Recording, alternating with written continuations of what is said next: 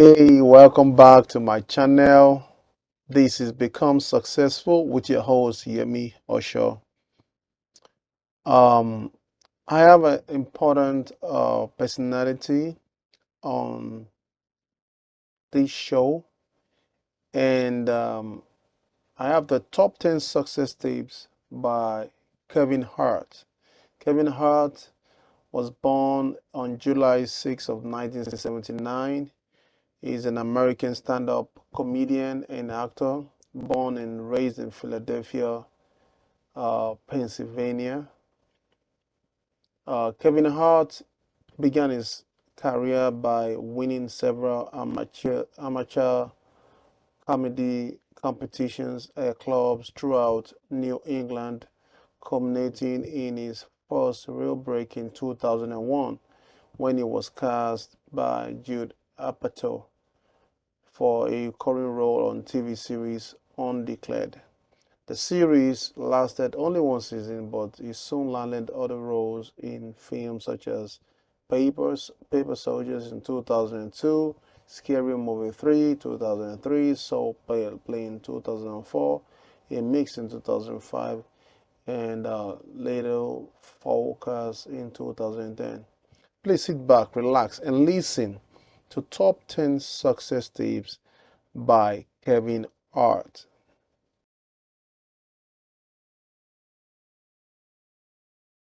Kevin Hart, y'all! Kev, my brother. What up with you, champ? How are you, sir? I'm good, dude. You know, true story, man. Wesley Snipes is in there, right? Yes. How was it working with Wesley Snipes? That's Nino Brown, man. That's Sidney Dean, Noxeema Jackson. What does he smell like? You are. I can't even put it into words. You know what I mean? Look, this thing of entertainment has a funny way of presenting weird moments that you got to pinch yourself.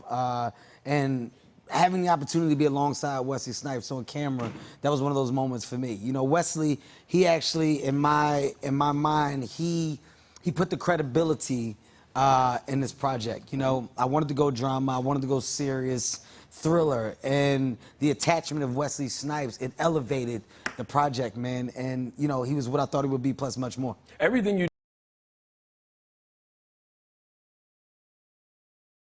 do is intentional. So between fatherhood and true story, it feels like you're making a dramatic turn on purpose. Why? Yeah, you know, I put baby steps in place. So if you go back, you look at the upside. That was me giving my audience an inklet as to, okay, this guy is capable of doing this. Fatherhood was a much bigger step, and the plan was to get the true story. And true story is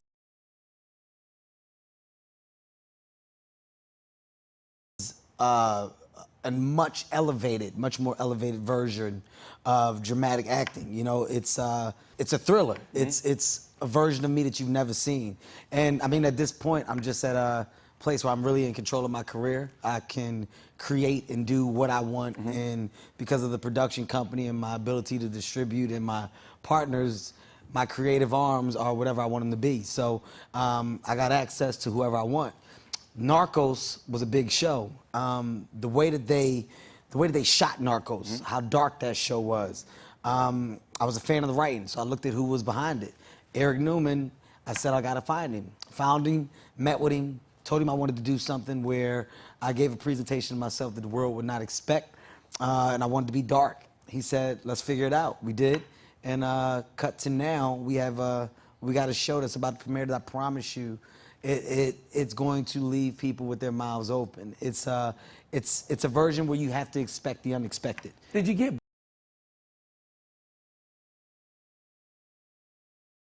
bored, Kev? Did you make so much money? Did you get so rich and accomplish everything you wanted that you just got bored and said, let me start doing dramas? You can't ask me if I accomplished everything I wanted because I'm still doing shit. You know, there is no ceiling to success, right? There's no limit. So it's not like you make it and then they go, okay, that's enough. You're done. Yeah. Like you can continue to do. So for me, it's about creating opportunities for others. It's about the generation behind me. You know, my star is bright. It's not going to get brighter, but if I can help, you know, create the opportunities for others, then I'm happy. And you know, you're putting food on people's tables, money in people's pockets. So you know, Heartbeat now, you know, provides jobs and real futures for the execs of tomorrow, the creators of tomorrow. Word.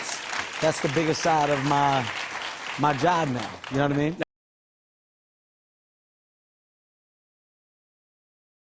I've heard you say you want to be a billionaire. Yeah. In a country that despises billionaires, Yeah. Why do you want to be one?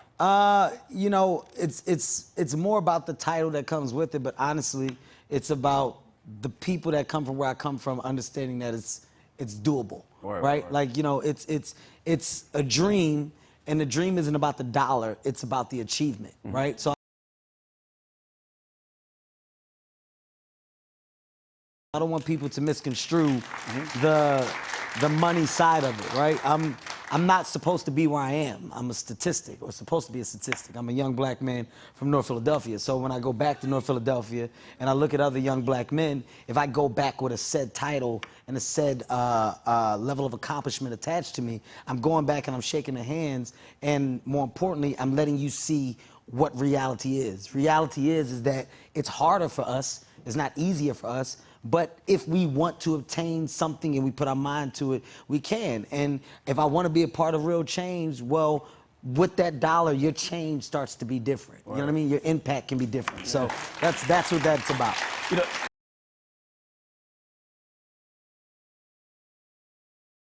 speaking of that, when black people become financially successful, they usually feel like a sense of responsibility to take care of everybody in their family, their neighborhood, their community. Do you feel that pressure? And is it fair? No.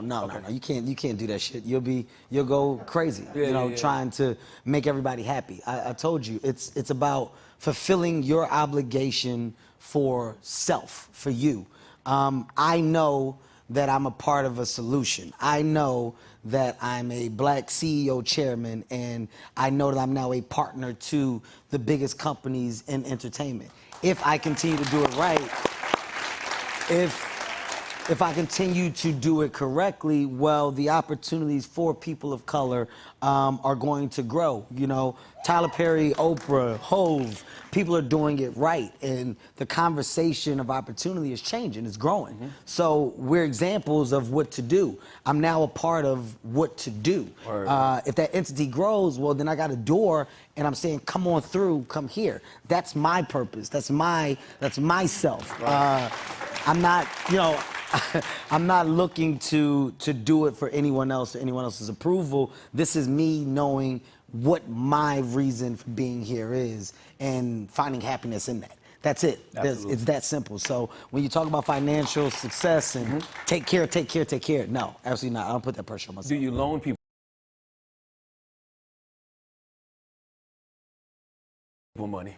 Not anymore. Not the way I used to. No. They say loaning people money is the easiest way to get rid of people, right? So if you don't want people in your life, give them money. And 9 times out of 10, you won't ever see them again. So you've gotten rid of everybody that you wanted to get rid of? I mean, I'm 42 now, right? So the older you get, the more, the smarter you get. And the more you're okay with saying no. Right? Like the younger you feels like you have to say yes. Because you want to be accessible, you want to be available, and I got to make everybody happy. The older you don't give a fuck. Like I don't really care that much, right? So I don't say no to be mean, but I know what my priorities are. I know what my responsibilities are, and I know where I should focus. The other things that are outside of that, they don't get too much of my time anymore because I'm spread thin. That's me now understanding my mental, my bandwidth, and how much I can and can't do. I don't overextend that. So, you know, if you're in that immediate space, absolutely, if I can be there for you, I will. But like I said, nobody's gonna understand the load that I have, and that machine, well, it's ran by me. I'm the engine behind it. So my time, my priorities, you know, my wants, needs, etc. It goes to that. That's where. Once said financial freedom is our only hope. Do you feel that way? Hove is a very intelligent man, and I think what he means by that is, you know, closing the gap within our economy, right? You know, when you talk about our culture and you talk about just financial literacy, you talk about the lack of information, the lack of knowledge. Well, it doesn't come because we aren't smart. It comes because we have to search for the information. It's not provided for us. And 9 times out of 10, the discovery comes when we're 30 years old. So we're behind almost 15 years from white America, and when money is explained and what you're supposed to do, how you're supposed to operate, and how you go get it. It's not the same. So when he's talking about financial freedom, I think it's also embedded in the world of information knowledge of what to do once you obtain money. Because it's not about making the money, it's about taking care of things when you have it. And we, as a culture, don't do it correctly because of what our world is. If you look at black communities, the crazy thing is you'll see a check cashing place, a liquor store, chicken spot, a sneaker store, and a cell phone store that doesn't accept credit, all cash, because that's where they expect us to go. So they say if you get a check, you'll cash it and you'll go down this row, and that check will be gone. So you're set up to lose, and we don't see it, we don't realize it. And those places that live in the hood are owned and operated by people that aren't us. So the smarter that you get, and when your eyes start to open differently, you start to look at the world that we've been embedded in and how we're set up to lose. So when you